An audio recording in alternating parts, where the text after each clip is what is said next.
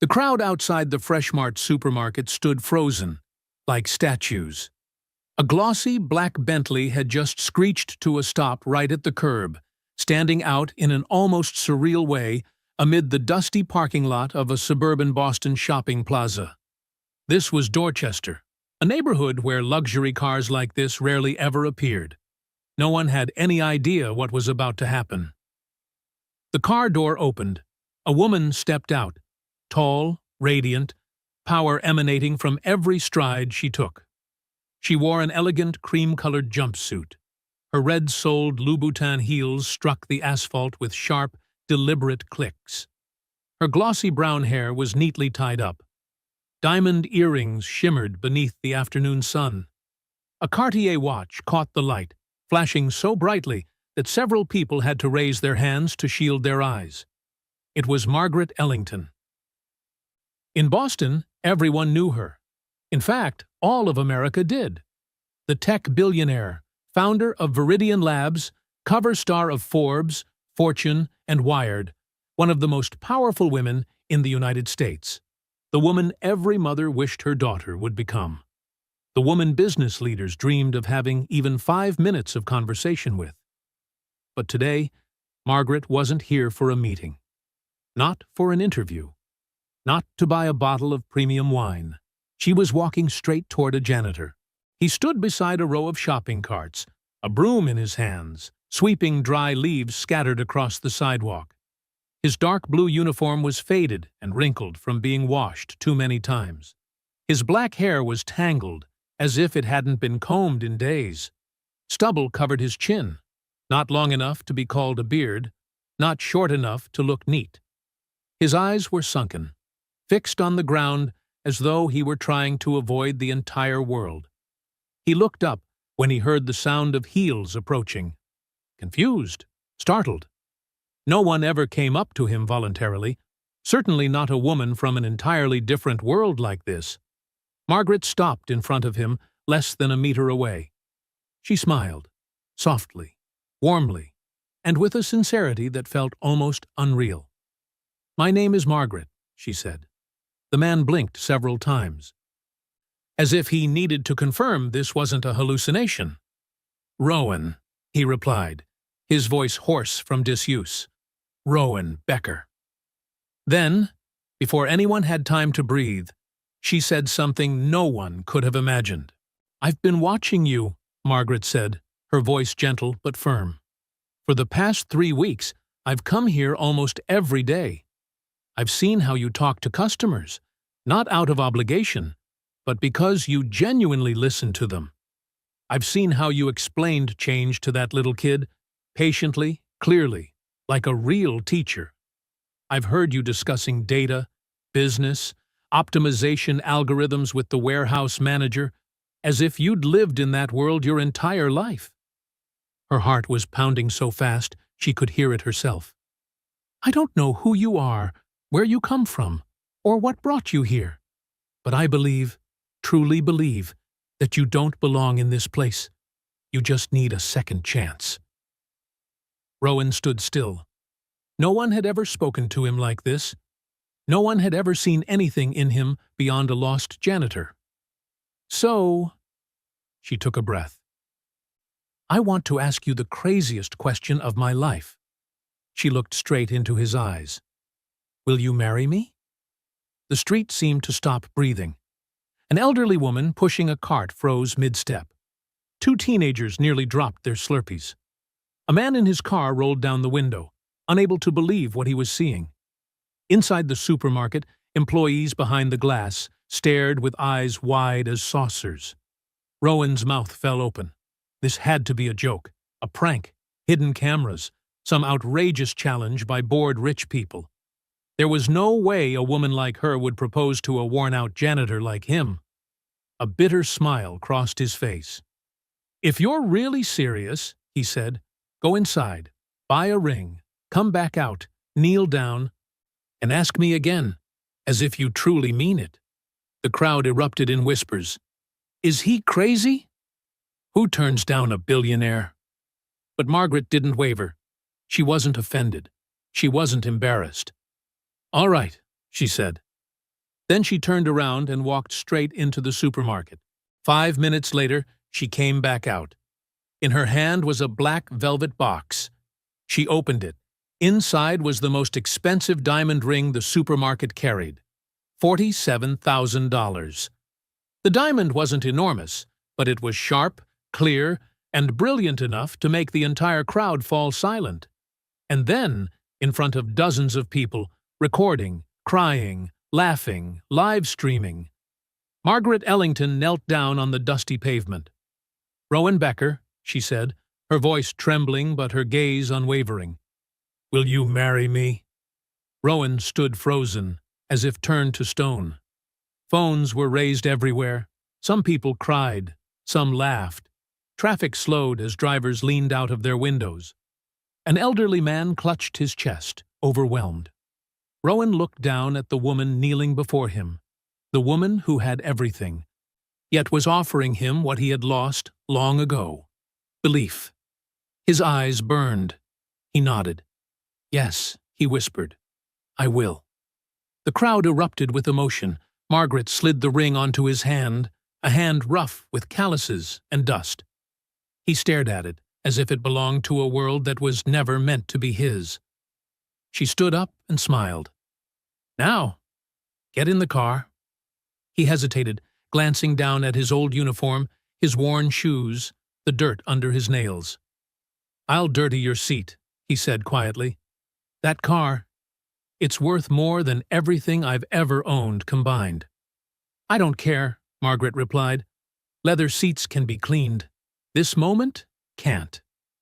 Rowan removed his dirty apron and folded it carefully, like a farewell ritual. She opened the door. He stepped into the Bentley. The smell of new leather and the cool air conditioning made him dizzy. The door closed. The car pulled away. And Rowan, the man who believed life had forgotten him, had no idea that his story was only just beginning. If you've watched this far, what do you think about this moment? And where in the world are you watching from? I truly want to know how far this story will travel. What do you think will happen when Rowan steps into Margaret's world? Subscribe to the channel to watch the next part, and join me in continuing this journey. To understand why this moment happened, we need to go back 3 weeks earlier. The wall clock in the office showed 8 p.m. Margaret Ellington was still sitting there alone, in the corner office on the 47th floor of the Viridian Labs building, looking down at Boston submerged in a sea of lights. She had just finished a 4-hour board meeting. Revenue this quarter was up 23%. The stock had reached an all-time high. A new partner from Japan had just signed a $200 million contract. On paper, everything was perfect. Yet she had never felt so empty. The room was vast, filled with expensive things. A mahogany desk imported from Italy, handcrafted leather chairs from England, abstract paintings on the walls worth millions of dollars. And yet, there was no laughter, no warmth, only the low hum of the air conditioner and the ticking of the clock. Margaret looked down at the photograph on her desk, Chloe, her daughter, grinning broadly on her 5th birthday. A pink princess dress, a castle-shaped cake, eyes glowing with happiness. That smile was the only thing still strong enough to pull her out of bed every morning. Her phone vibrated. A message from Chloe. "Mom, can you come home and have dinner with me? I miss you. I made mac and cheese, but it's a little burnt. The nanny says it's okay, but I want to eat with you." Margaret closed her eyes, tears welling up. How many dinners had she missed? How many bedtime stories? How many Sunday mornings making pancakes? How many moments that no amount of money could ever buy back? She thought of her parents, Robert and Eleanor Ellington. Her father was a literature professor at Boston University, her mother a pianist. They weren't wealthy, but their small house in Brookline was always filled with laughter and music. Every evening, her father read Shakespeare to Margaret, while her mother softly played the piano in the background. They taught her that success wasn't measured by money, but by the people you love. They died in a car accident when she was 25, just as Viridian Labs began turning a profit. A rainy night in November. A truck lost control on Interstate Y-90. Her parents were on their way home after a concert celebrating their 30th wedding anniversary. She didn't get to say goodbye. She didn't get to say, "I love you" one more time. That night, she had snapped at her mother on the phone because she reminded Margaret not to work too late. "I know, Mom. I'm busy. I'll call you tomorrow." Those were the last words she ever said to her mother. The call from the hospital came at 3 in the morning, and her world collapsed. For months afterward, she couldn't sleep, couldn't eat, couldn't do anything except sit in the dark, asking herself why she hadn't said "I love you" one more time. Then there was Daniel, her husband. They met at Harvard, at a conference on artificial intelligence. He was a doctoral researcher in architecture. She was an MBA student. He was tall, handsome, with a smile that made her forget everything else. They fell madly in love, the kind of love she thought existed only in novels. Their wedding took place in a small church in Cape Cod, with only about 50 guests. Daniel cried while reading his vows. Margaret believed they would walk through life together until the very end. When Chloe was born, they became one of the happiest families in Boston. Daniel quit his job to stay home with their daughter, while Margaret continued building Viridian. They made plans: a house in the suburbs, 2 more children, summer vacations in Europe. Then, one morning, Daniel disappeared. Margaret remembered it vividly. Tuesday, March 15th. She woke up at 6 a.m. as usual, but the other side of the bed was empty. She thought Daniel had gotten up early to feed Chloe. When she went downstairs, Chloe was sitting alone in the dining chair, crying from hunger. Daniel was nowhere in the house. The car was still in the garage. His wallet was on the table. His phone was still charging on the nightstand. But Daniel, the flesh and blood man, was gone. No explanation, no message, no warning signs. The police searched for months. The FBI got involved, suspecting criminal elements. Private investigators were hired at a cost of hundreds of thousands of dollars. But there were no traces, no body, no evidence of kidnapping, accident, or suicide. Daniel, 32 years old, had simply vanished from the world. Chloe was only 2 at the time. She kept asking again and again, "Where's Daddy, Mom? Where did Daddy go?" Margaret didn't know how to answer. She could only hold her daughter and cry. For years, she waited. She kept the old phone number, the old email address, the old house, in case Daniel came back and needed to find them. Every night, she prayed. She hoped that one day the door would open and Daniel would walk in with some reasonable explanation. Maybe he had lost his memory. Maybe he had been kidnapped and escaped. Maybe there was some story she hadn't yet imagined. But that day never came, and she was forced to keep living. She poured everything into her work. Under her leadership, Viridian Labs grew rapidly. But every night, returning to the large, empty mansion, she felt less like a human being and more like a machine designed to generate money and profit. Chloe needed a father. She needed a companion. But her heart had frozen on the day Daniel disappeared. A week after that night in the office, Margaret was driving home after an exhausting day when she realized she needed to stop at a supermarket. The refrigerator was almost empty. She had forgotten to shop for an entire week. Normally she ordered online, or had the nanny handle it, but today she wanted to pick out fruit for Chloe herself. She turned into Fresh Mart, a modest supermarket in Dorchester that she had never visited before. This wasn't an area she usually frequented. No Whole Foods, no Trader Joe's, just a local store with a pothole-filled parking lot and faded signage. While she was choosing apples in the produce section, she heard a voice behind her. "No, you calculated it wrong. If you have $10 and buy 3 items at $2.50 each, you'll have $2.50 left, not $3.50. Let me explain again. $2.50 times 3 is $7.50. 10 minus $7.50 leaves $2.50. See? She turned around. A janitor was squatting beside a boy of about 8, patiently explaining the math. The boy seemed to be a customer's child, holding a $10 bill and a few small toys, trying to figure out if he had enough money.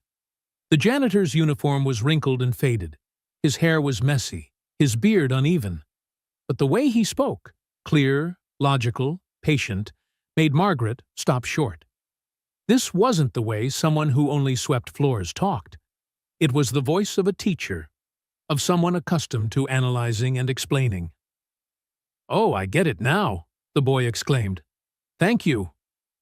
The janitor smiled, a rare, fleeting smile, as if he had forgotten how to smile and was relearning it.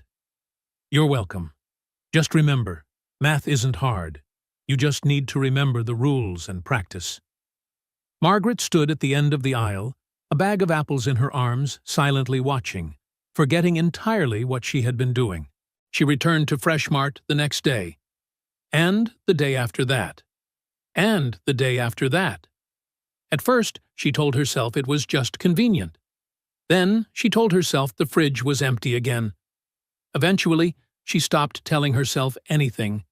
She simply went. Every time, she saw the same man.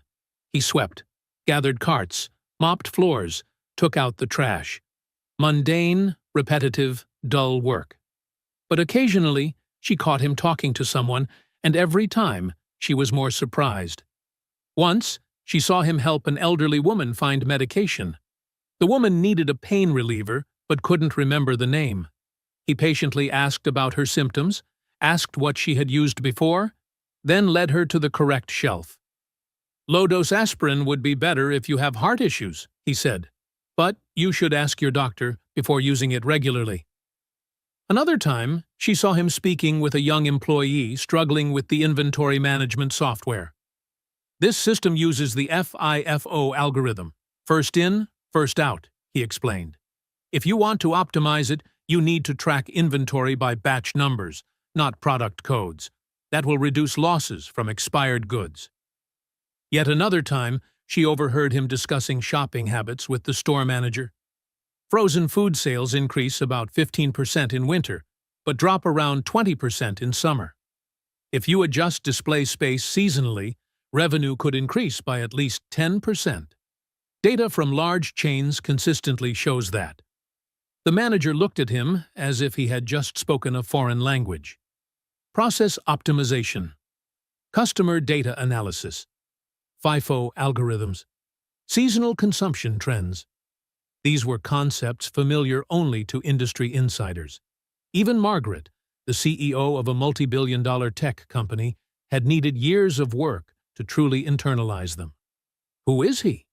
Margaret wondered every night as she lay awake, unable to sleep. Why was someone who spoke like this sweeping floors in a suburban supermarket? She began to investigate. Carefully, discreetly. She didn't want to invade his privacy, but she had the resources to learn the basics. His name was Rowan Becker, 42 years old, had worked at Fresh Mart for 3 years, lived alone in a small nearby apartment. No criminal record, no debts, no listed family contacts, as if 3 years ago he had stepped out of nothingness. But when Margaret dug deeper, and with a billionaire's resources that wasn't difficult, she found a name. Familiar, yet strange. Also Rowan Becker, but a PhD in data science from MIT. Rowan Becker, former director of analytics at a top consulting firm.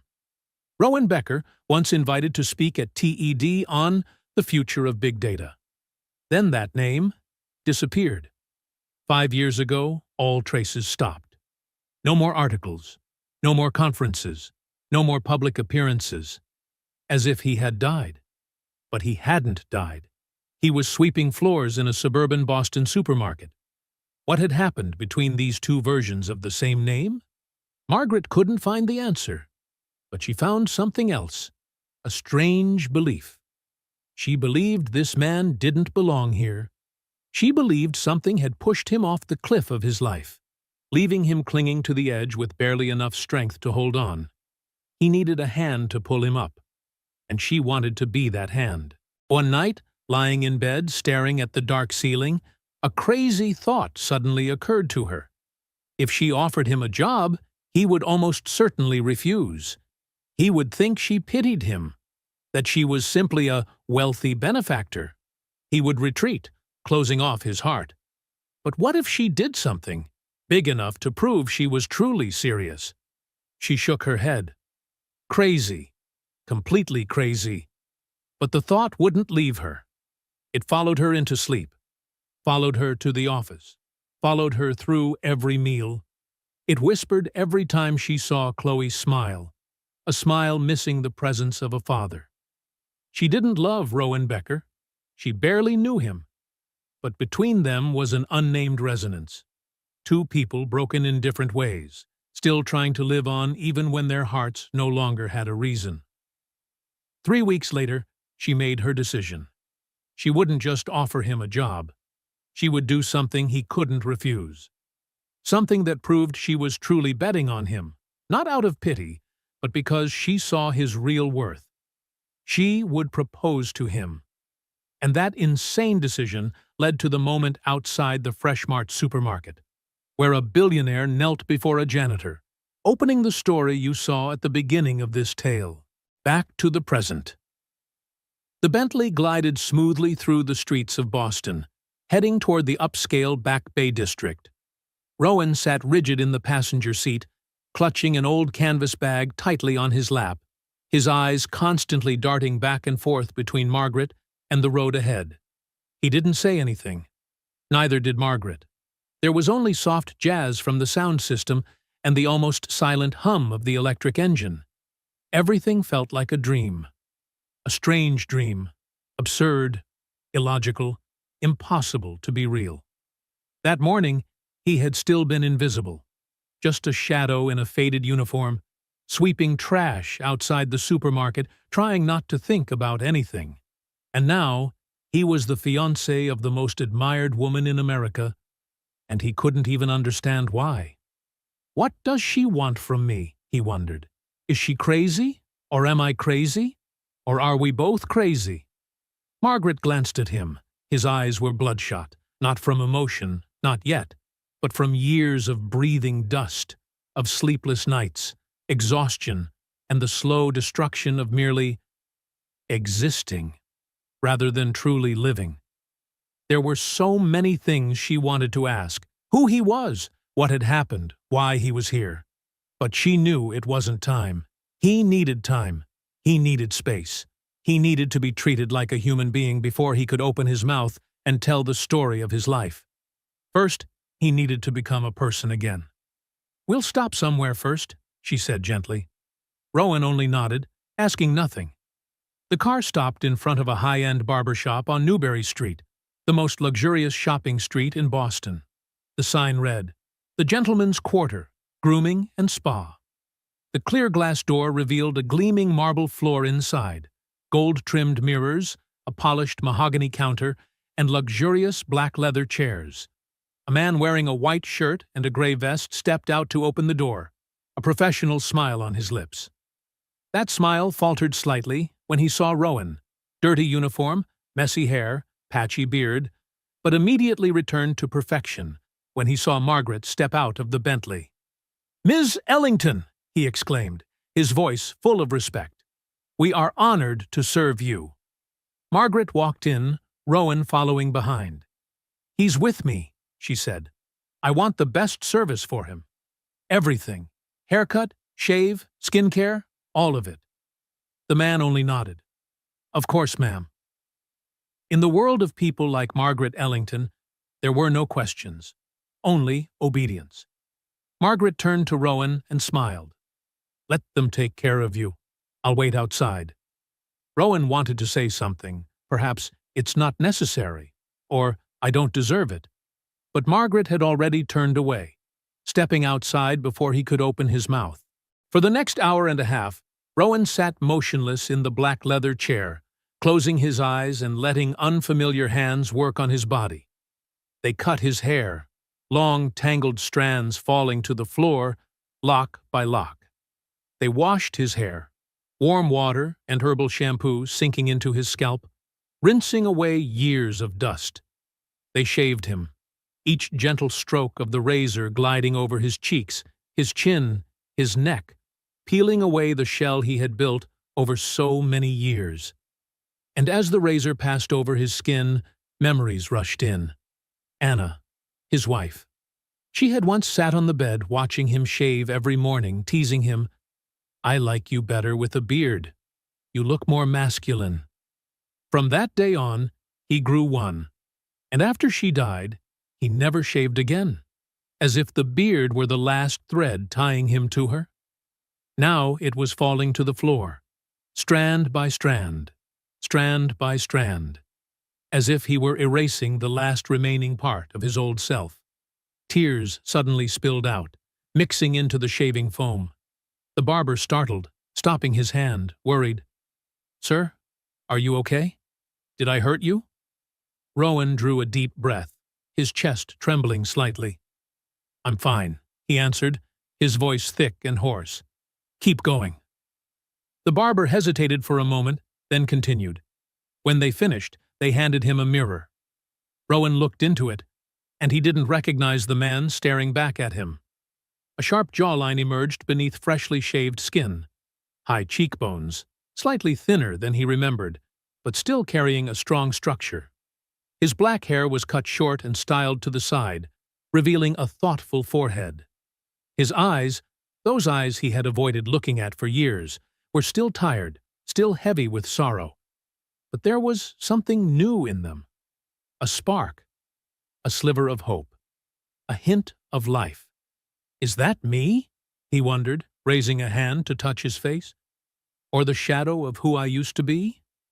"Sir, your clothes are here."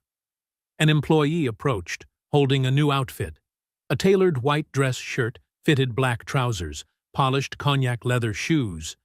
Margaret had arranged it in advance, guessing his size correctly. Rowan hesitated for a brief moment. The last time he had worn clothes like this was at a funeral. 5 coffins. 5 of the people he loved most. And he had stood there in a black suit, unable to cry because he had run out of tears, unable to speak because his throat was locked tight, unable to do anything but stand still, like a corpse among corpses. He took a deep breath, pushed the memory aside, and stepped into the changing room. When he came out, Margaret rose from the chair where she had been waiting. Her eyes widened, her lips parting slightly. Where only a few hours earlier there had been a shabby, dirty, invisible janitor, now stood a completely different man. A man she had only glimpsed through the way he spoke about data and people in the supermarket. A man who carried intelligence, quietness, and a kind of hidden power. The power of someone who had once stood very high and knew he could return there. "This is the man I saw," she murmured, as if confirming it. Rowan stood there, not knowing what to do with his hands, looking like a teenager going to prom for the first time. "I feel like," he hesitated, "like I've come back to life, like I've just stepped out of a grave." "You haven't seen anything yet," Margaret replied, taking his hand. "Come on." They returned to the car and continued driving home. When the Bentley stopped in front of the mansion gates, Rowan's eyes widened. "This is your house?" "No," Margaret smiled. "This is our house now." The iron gates opened slowly, revealing a huge white mansion with a wide glass facade, 2 rows of tall maple trees lined up along the driveway. In the middle of the courtyard, a fountain welcomed them with white sprays of water. Rowan stepped out of the car slowly, like a child walking into a fairyland. Inside, the house carried a faint scent of vanilla and lavender. From the high ceiling, crystal chandeliers cast warm light. On the grand staircase, a curly-haired little girl, eyes still heavy with sleep, stood rubbing her eyes. She wore pajamas printed with Princess Elsa. "Mom, who is that?" she asked. Margaret opened her arms. "Chloe, come down and say hello, sweetheart." The girl ran down, hugging her mother tightly. Then she looked up at Rowan, her gaze curious and cautious. "This is Mom's friend," Margaret introduced. "His name is Rowan." and he'll be staying with us from now on." Chloe tilted her head and studied him closely for a long moment. "Are you a good person?" Rowan lowered himself, bending one knee so he was at her eye level. "I'm trying," he answered honestly. Chloe looked at him for a few more seconds, then nodded firmly. "Then you can stay. But you're not allowed to tell ghost stories at night, okay?" Rowan let out a soft laugh, the first real laugh in many long years. "I promise." That night, Margaret arranged a guest room for Rowan on the second floor. Martha, the housekeeper, brought up a tray of food: roast beef, mashed potatoes, steamed vegetables. Rowan ate slowly, savoring each bite. How many years had it been since he'd eaten a meal like this? Afterward, he stepped out onto the balcony and sat watching the lights of Boston glitter in the distance. The city looked like a sky full of stars turned upside down. Margaret came over carrying 2 glasses of wine. She sat beside him and handed him one. "Now," she said, her eyes still on the horizon, "tell me, who are you? Rowan Becker?" He stared at his hands for a long time, the calluses, the scars, the traces of a life she didn't yet know. "That's a long story," he said softly. "I have all night," Margaret replied. Rowan drew a deep breath, as if preparing to dive into the depths of memory, and then he began. "My name is Rowan Becker, and you're right, I wasn't always just a janitor." His voice was low and rough, as if every word carried the weight of an entire decade of pain. "I earned my PhD in data science from MIT when I was 27. I worked with international companies. Google, Microsoft, Goldman Sachs were all clients of mine. I trained analysts, built predictive models for banks and hospitals. I was invited to speak at MIT at Stanford. I had a TED talk with over 2 million views." Margaret remained silent, simply listening. "I had a wife, Anna Marie Sullivan. We met at a tech conference in San Francisco. She was a software engineer, brilliant beyond words. But what made me fall in love with her was her smile. That smile could make me forget everything in the world." His gaze drifted somewhere far away. "We had 2 children. Lucy, she was her mother's mirror image, and by the age of 8, she had already read the entire Harry Potter series. And Jonah, 5 years old, impossibly mischievous, but all it took was one smile and the whole family melted." His voice began to tremble. "My parents lived with us. My father had been a mathematics professor at Boston University. My mother was a nurse. They retired early to be close to their grandchildren. The house in Newton was always noisy. Children's laughter, my mother singing in the kitchen, my father flipping through the newspaper, Anna calling me downstairs for dinner." He stopped and closed his eyes. "That was a perfect life. I had everything a man could ever dream of."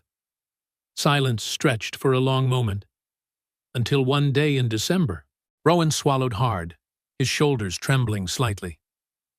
"We planned a winter vacation in Colorado. Aspen, the whole family. Anna, Lucy, Jonah, my parents. Lucy was excited about skiing. Jonah kept asking, 'Dad, are there snowmen there?'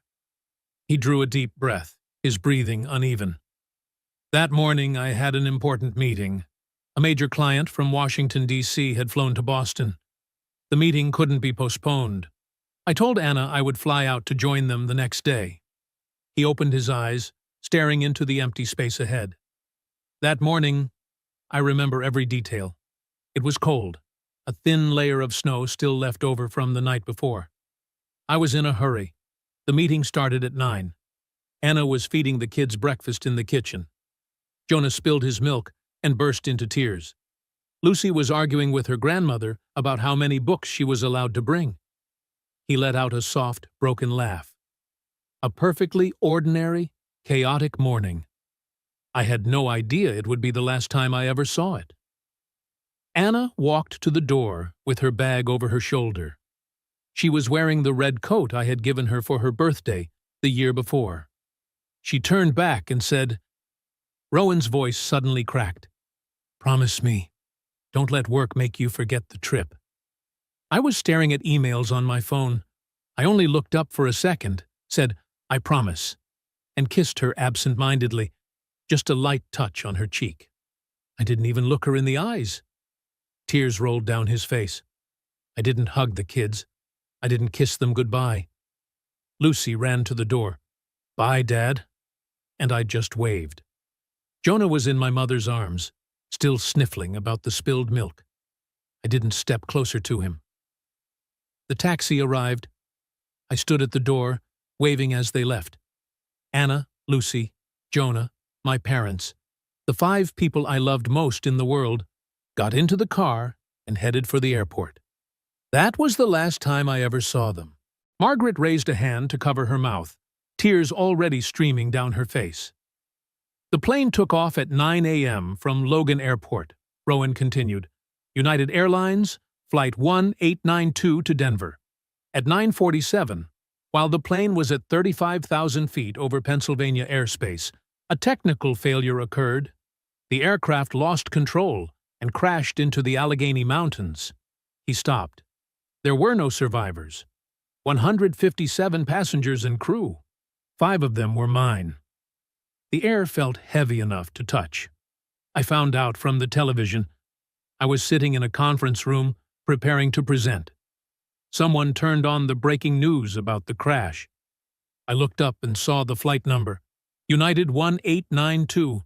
The rest? I don't remember clearly. People told me I screamed, smashed my laptop, collapsed onto the floor. My colleagues had to call an ambulance. When I woke up, I was in the hospital. Mr. Becker, the doctor said, we're very sorry. That was when I knew it wasn't a nightmare. The days that followed were hell, Rowan continued, his voice dropping lower. I had to go to the morgue to identify the bodies. 5 people. The 5 people I loved most. He closed his eyes. They weren't intact anymore, Margaret. The plane fell from 35,000 feet. I had to identify them by what was left.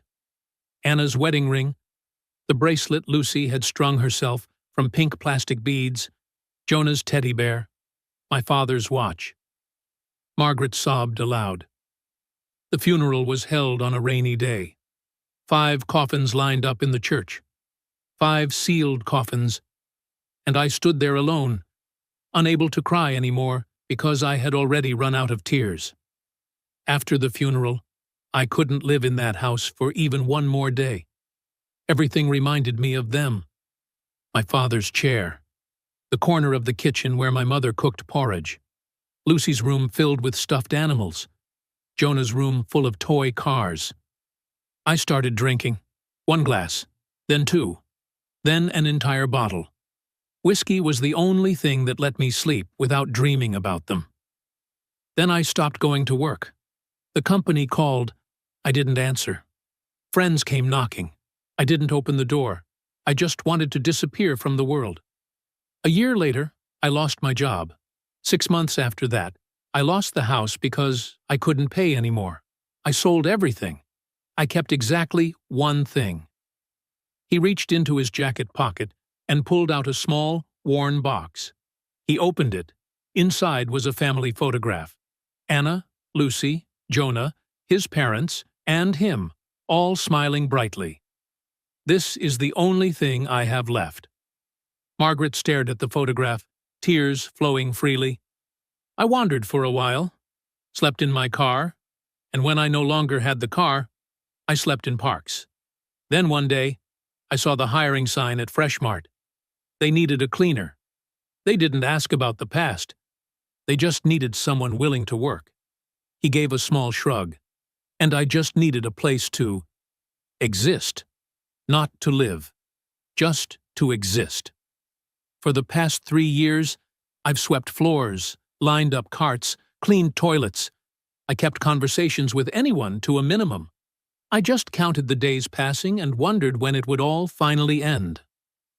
Rowan lifted his head and looked straight into Margaret's eyes. Then you appeared and asked me if I wanted to marry you. Margaret wiped her tears, her voice breaking. I understand that pain, Rowan. I lost my parents in an accident too, and my husband disappeared when Chloe was only 2 years old, without a single explanation. I waited for years, but he never came back. Rowan looked at her, stunned. You built all of this? After all that? She nodded. I had to live, for Chloe, and for myself. Rowan lowered his head. You're a true warrior. Margaret smiled through her tears. So are you. You just haven't realized it yet. They sat in silence together for a long time. The distant sounds of the city, the wind moving across the balcony, the steady beating of two hearts that had once believed their lives were already over. Rowan took a deep breath. For the first time in 5 years, he didn't just feel like he was alive. He began to feel that he wanted to keep living. The next morning, Rowan woke to the sound of birds singing outside the window, warm sunlight slipping through the sheer curtains, and the rich aroma of coffee drifting up from downstairs. For a few seconds, he simply lay there, listening to everything. This feeling of peace. How long had it been since he had last touched it? Then Rowan suddenly sat up, half believing, half doubting that everything from the night before had been nothing more than a dream. Too beautiful to be real. But no, the room was still there. The soft blanket, the comfortable bed, the gentle warmth in the air. Everything was real. A soft knock sounded at the door. Come in, he replied. Chloe peeked her head inside, her curly hair messy, still wearing her soft pajamas. Good morning, Rowan. Mom told me to come get you for breakfast. There are pancakes. Rowan laughed at her enthusiasm. Good morning, Chloe. I'll be right down.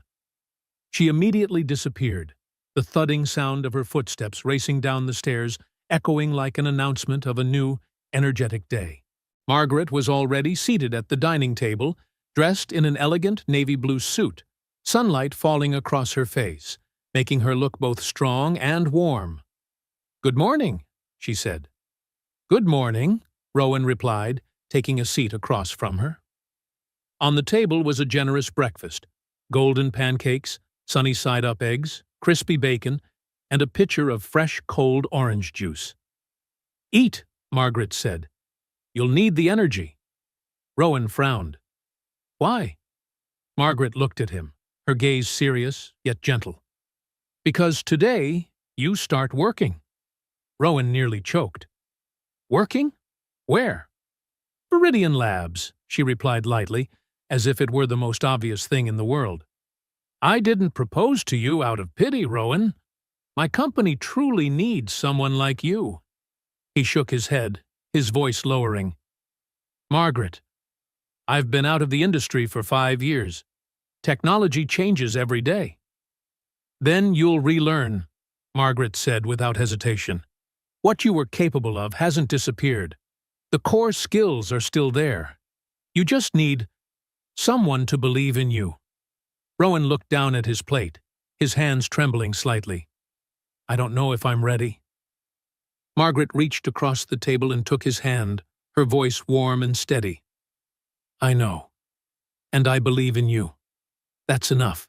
That afternoon, Rowan followed Margaret into the 50-story glass tower, the headquarters of Viridian Labs. Inside, it felt like a different world. Light reflecting off glass, chrome gleaming, confidence present in every step the employees took. Everyone was busy. Everyone had a clear objective in mind.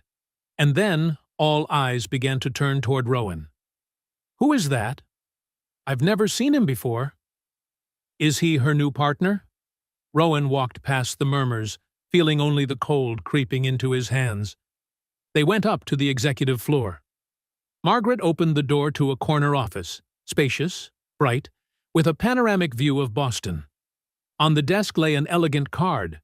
Welcome, Mr. Rowan Becker, Director of Strategic Data Analytics. Rowan froze.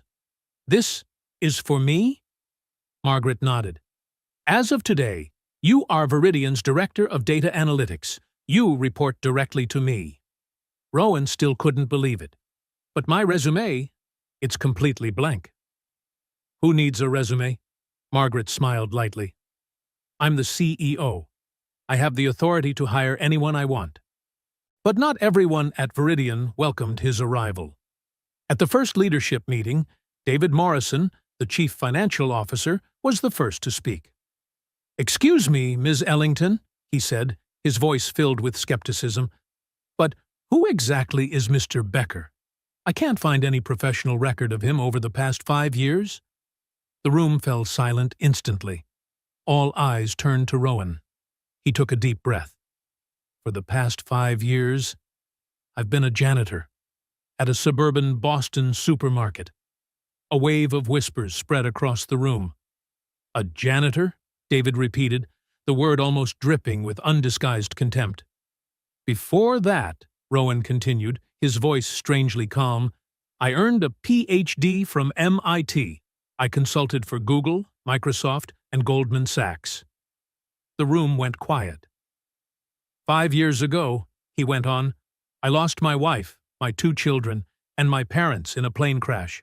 I lost everything, and I no longer wanted to live." There were no whispers now. Only a heavy, suffocating silence. "Ms. Ellington gave me a second chance," Rowan concluded, "and I will do everything to prove she wasn't wrong." The first weeks sounded glamorous, but the reality was hell. Technology had changed too much. Python, TensorFlow, PyTorch, things that had still been in their infancy 5 years earlier, were now standard. Rowan felt like someone who had stepped into the future without a map. He sat in front of his screen 12 hours a day, reading documentation, watching tutorials, filling pages with notes. There were moments when he wanted to close the laptop, walk out of the room, and disappear. "I don't belong here. I'm just an imposter." But then he remembered the moment Margaret knelt on the sidewalk that day, her eyes filled with faith in a man who had lost himself. He couldn't betray that trust. Rowan kept going. He arrived the earliest, left the latest, and slowly, the sharp analytical instincts he once had began to return. Not gone, just buried in silence for too long. 1 month later, at a board meeting, Rowan stood before a large screen. "I've analyzed all operational data from the past 3 years," he began, "and I found a pattern no one noticed." He clicked a button. Charts appeared. "Our cloud resource allocation system is extremely wasteful. We're paying for 40% of capacity that is never used. If we implement the optimization algorithm I'm proposing, Viridian can save approximately $18 million per year." The room fell into the kind of silence Rowan knew was a good sign. David Morrison slowly asked, "That figure, where did you get it from?" Rowan presented dozens of charts, predictive models, calculation formulas. Every data point was clear and solid. Richard Chen, the chairman of the board, looked at him with rare approval. "Impressive, Mr. Becker." When the meeting ended, David Morrison approached him, his expression noticeably softer. "It seems I underestimated you," he said. "I apologize." Rowan simply smiled. "That's all right. I once underestimated myself, too." From that day on, Rowan no longer merely existed. He began to live again, and then to grow. He attended technology conferences. He led the analytics team. He published an article in Harvard Business Review titled "Second Chance Leadership." The eyes that had once been sunken and lifeless now shimmered with vitality, as if a small flame were slowly reigniting inside him. And Margaret, she too, changed in ways she had never expected. She smiled more, came home earlier, spent time playing with Chloe instead of burying herself in work. In the evenings, the 3 of them sat down for dinner together. Chloe talked about school. Margaret talked about the company. And Rowan listened, occasionally offering a comment that made both mother and daughter burst into laughter. But Chloe did not easily accept his presence. One night, when Rowan tried to sit down to read her a story, Chloe shook her head immediately. "I don't want you to read. I want Mom." "Chloe," Margaret began to say, but Rowan gently raised his hand. "It's okay," he said softly. "Your mom will read to you." He stepped out into the hallway, and just as the bedroom door closed, he heard Chloe whisper, quiet but loud enough to tighten his heart. "Mom, is he my new dad? I don't want a new dad. I want my old dad to come back." Rowan stood there for a long time, one hand pressed to his chest, feeling as though someone were crushing his heart. A week later, Chloe stayed curled up in her room, refusing to come down for dinner. Rowan knocked gently. "May I come in?" Silence. Then a small, hesitant, "Okay." He stepped inside and sat down on the edge of the bed. Chloe hugged her pillow tightly, avoiding his gaze. "What's wrong, sweetheart?" "Nothing." "Chloe," Rowan said, his voice softening, "I know something is making you sad." The silence stretched. Then suddenly, the little girl burst into tears. "Why did my dad leave me? Why didn't he love me enough to stay?" Rowan froze. This was the first time Chloe had spoken about her biological father. "I don't know why your father made that choice," he said slowly, weighing every word. "I can't speak for him. But I do know one thing. The fact that he left was never your fault." Chloe cried even harder. "But I miss him so much. I miss him terribly." Rowan reached out and pulled her into his arms. "I understand," he said. "I miss the people I love too. I miss them so much, it hurts in my chest." He gently placed a hand over her heart. "But do you know something? They're still here, right here, in our hearts." Chloe clung to him, crying into his shoulder. They sat that way for a long time, with only her sobs and her trembling breaths filling the room. Finally, Chloe lifted her head. "Uncle Rowan?" "Yes, sweetheart?" Can I call you Dad?" Rowan choked up, his voice trembling. "If you want to, that would make me very happy." A small smile appeared on Chloe's face, the first smile she'd had all day. Then, "Dad, I'm hungry." Rowan laughed, tears streaming down his face. "Then let's go eat, my daughter." From that day on, Chloe called Rowan Dad. And Rowan, the man who believed he would never hear that word again, finally reclaimed a part of his soul he had thought was lost forever. He was no longer just someone Margaret had rescued. He had become part of a family, part of warmth, part of hope. One late autumn night, with golden leaves carpeting the walkway, Rowan and Margaret sat together on the balcony. Rowan looked at her, his voice low and sincere. "Why did you do it? That day, at the supermarket?" Margaret remained silent for a long moment before speaking softly. "I don't have a perfect answer. I just felt it. When I saw you, I saw someone carrying unimaginable pain, yet still holding on to kindness. You stopped to help a child with math. You didn't judge anyone. You were patient with the whole world, except yourself." She looked straight into his eyes. "I saw someone God wasn't finished with yet." Rowan gave a sad smile. "At the time, I thought you were crazy." Margaret let out a quiet laugh. "I thought I was crazy too. But there are things. The heart knows before the mind does." Rowan leaned toward her. Margaret didn't pull away. She leaned toward him as well. Their lips met, softly, trembling, like two people learning how to love again after having lost everything. A kiss between two souls once shattered, and finally finding their way back into the light. 1 month after their first kiss, during a rooftop dinner at the mansion, the atmosphere was warm and serene, as if the whole world were breathing softly. Rowan suddenly stood up. "Margaret!" She looked up, slightly surprised. "What is it?" "There's something I want to say." The words made Chloe stop eating, her big eyes fixed on him with curiosity. Rowan slipped his hand into the pocket of his suit jacket. Margaret's heart skipped a beat, and Chloe held her breath. Then Rowan knelt down. Chloe gasped. "Oh my gosh!"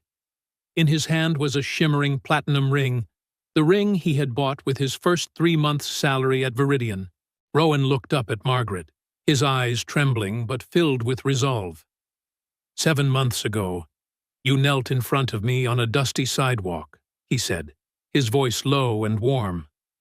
You gave me a chance I never thought I deserved. You saw something in me, something I myself had stopped seeing. Margaret raised a hand to her mouth, tears beginning to well in her eyes. You gave me a new life. You gave me a reason to wake up every morning. You gave me a family. He glanced at Chloe and smiled. You and your daughter are everything I need. He took a deep breath. I love you, and I want to spend the rest of my life becoming worthy of the love you gave me. Then Rowan lifted the ring, his hand slightly trembling. This time, I want to do it the right way. Margaret Ellington, will you be my wife? Tears streamed down Margaret's cheeks. Yes, she whispered, then broke down crying. 1,000 times, yes. Chloe jumped up like a tiny firework. Yay! Mom and Dad are getting married! Rowan slid the ring onto Margaret's finger, the hand that had pulled him back from the edge of despair. And on the rooftop, under the soft golden lights, the three of them held each other tightly. It was the embrace of a family reborn, the embrace of hearts that had once been shattered, now finding one another again. 2 months later, Margaret and Rowan were married in an old church in Cambridge, just a few blocks away from MIT. Unlike the lavish weddings people often imagine for a female billionaire, their ceremony was simple and intimate. Only 80 guests, family and true friends, exactly as Margaret wished. She didn't need a grand stage. She only needed a moment that was real. As Rowan stood at the end of the aisle, watching Margaret walk in wearing an elegant white wedding dress, her hand holding Chloe's as the little flower girl, his heart felt as though it might burst with happiness. This was something he had once believed he would never have again. I, Rowan Becker, he read his vows, his voice low but steady, take you, Margaret Ellington, to be my wife, in sickness and in health, in wealth or in poverty, until death parts us. Then he looked into her eyes and added softly, and beyond that, I promise to always remember that you saw me at a time when I could no longer see myself.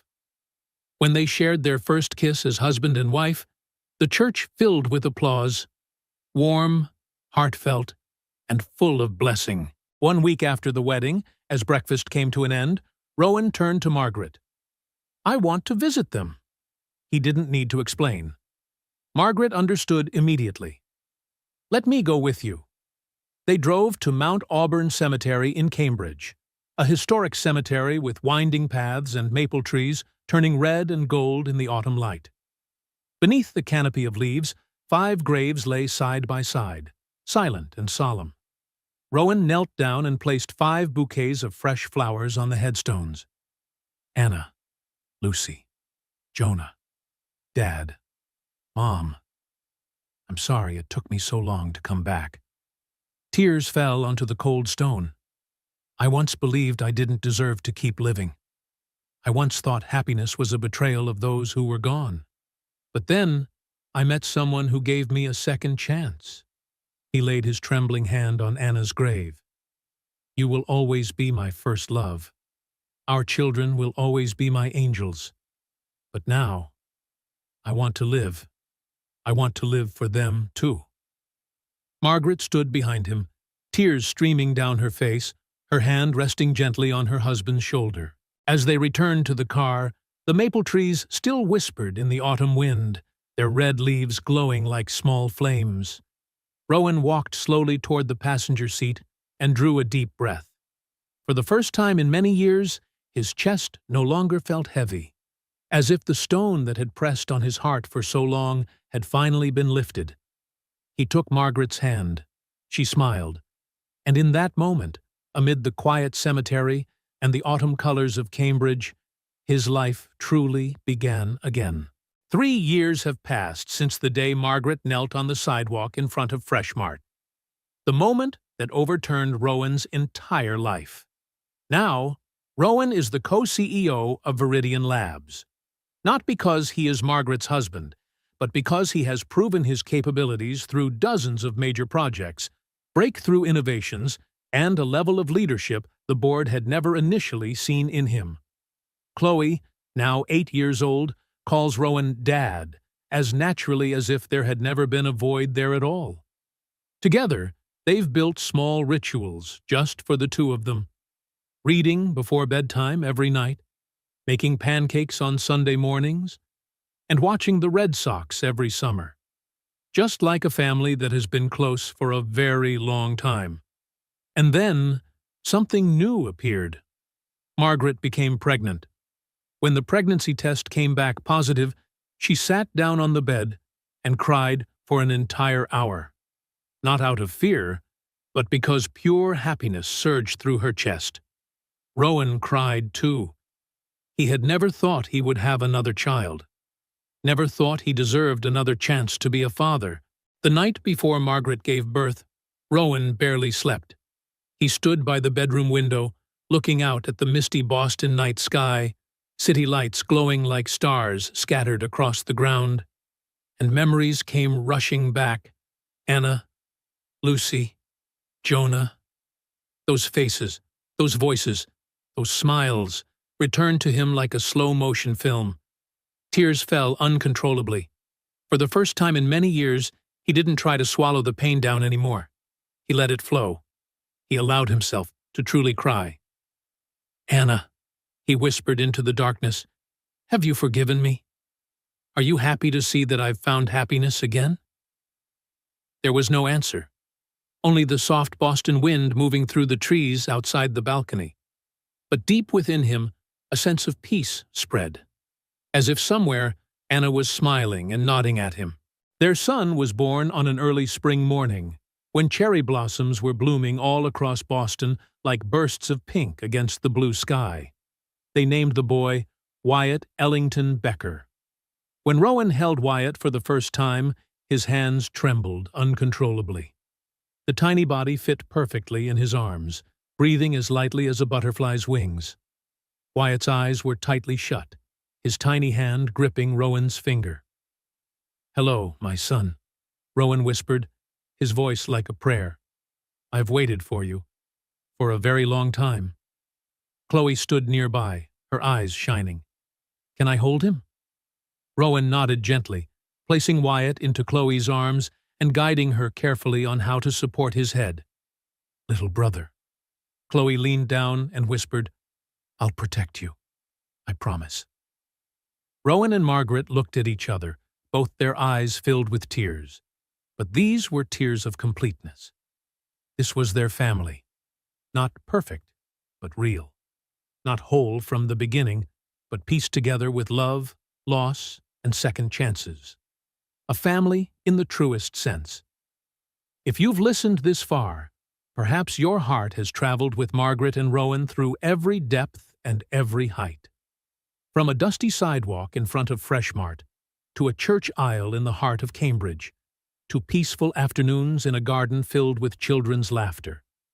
This is not just the craziest proposal Boston has ever seen, but a story about second chances, about wounds that seem like they will never heal, and about how sometimes all it takes is one person willing to believe in you one more time. What do you think about Margaret's choice that day? If it were you, would you have the courage to kneel before someone the entire world considers lesser, simply because you saw something in them that no one else could see anymore? Let me know how you feel in the comments. Who did you relate to most in this story? And where in the world are you watching from? If you believe that every person deserves a second chance, help this story travel a little farther. Tap like on the video, leave a small comment, and subscribe to the channel with notifications turned on so you won't miss the next healing journey. Thank you for staying until the end of the story. See you in the next telling.